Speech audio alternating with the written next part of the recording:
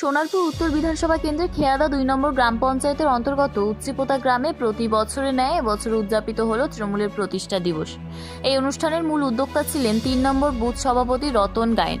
প্রতি বছর রতন গায়েনের উদ্যোগে এই অনুষ্ঠানটি উদযাপিত হয়। গ্রাম পঞ্চায়েতের সমস্ত সদস্যদের এখানে সম্বর্ধনা দেওয়া হলো এবং কেক কেটে তৃণমূল কংগ্রেসের প্রতিষ্ঠা দিবস পালন করা হলো। এখানে বিশেষ অতিথি হিসেবে উপস্থিত ছিলেন তৃণমূল কংগ্রেসের রাজ্যসভার সাংসদ সুভাষিস চক্রবর্তী এবং সোনারপুর উত্তর বিধানসভা কেন্দ্রের বিধায়িকা ফিরদৌসী বেগম। রতন গায়েন আমাদের প্রতিনিধির মুখোমুখি হয়ে কি বার্তা দিলেন শোনাবো আপনাদের।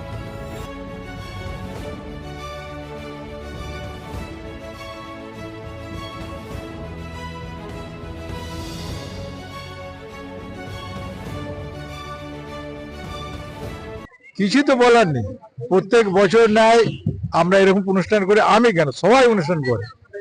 আমাদের মমতা ব্যানার্জি মাননীয় মুখ্যমন্ত্রী আমাদের যে নির্দেশ দেয় আমরা সেরকমই করি। আমরা এটা করি কেন, যেহেতু সকাল হলে অনেকে পাওয়া যায় না, একটা কারণ হচ্ছে যে সবাই পিকনিকে ব্যস্ত হয়ে যায়, এদিক ওদিক চলে যায় ফ্যামিলি নিয়ে। তো আমি ওই জন্য এই দিনটাকে বেছে নিয়েছি যে রাত্রে 12টার পরে কেকটা যদি আমরা অ্যাডভান্স কাটি, কেন দিদি দাদা সবাই আসে এবং সবাই এসে এখানে কেকটা কাটা হয়। আর আমার যে বার্থডে কেকটা আমরা রাত্রে 12টার পরে কাটি। তার সাথে সাথে সাংস্কৃতিক অনুষ্ঠান, মাটির সুরে গান আছে, তার সাথে সাথে ব্যান্ড আছে, তার সাথে মা বোনদের প্রত্যেক পাড়াপড়শি যাতে ভালো থাকে সেই কামনায় আমি করি এই অনুষ্ঠানটা, সেই জন্যই আমি করি। এটা তো বলার কিছু নেই। এটা আমি কোনো ভাবতাম না যে আমি 31 পেয়ে আমি এরকম অনুষ্ঠান করব। যেহেতু আমাদের মাননীয় মুখ্যমন্ত্রী এবং ফিরদৌসী বেগম এবং তিনি আমাদের যে সম্মান দিয়েছে, সেই সম্মান থেকে আমরা সবার জন্য এই অনুষ্ঠানটা আমরা করে থাকি।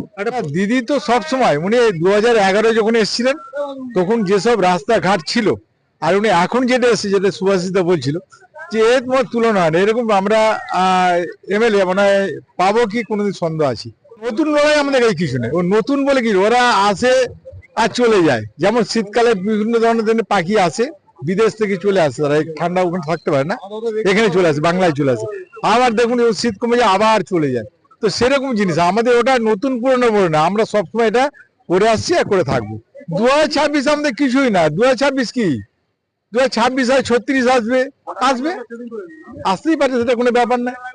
মানুষ একটাই ভালোবাসা যে মমতা ব্যানার্জির পাশে থাকে। ও অনেকবার বলেছি, একবার কেন 100 বার বলেছি, আর লোকে শুনে শুনে আর লোকে নেই। এর আগে বলেছি, এসে গেছে, দুয়ারে পৌঁছে গেছে, দরজা খুলবে এক্ষুনি দেখা যাবে, অনেক বলেছি। সুতরাং মানুষ অনেক খেয়েছে, গিলেছে, আর গিলতে চায় অনেক।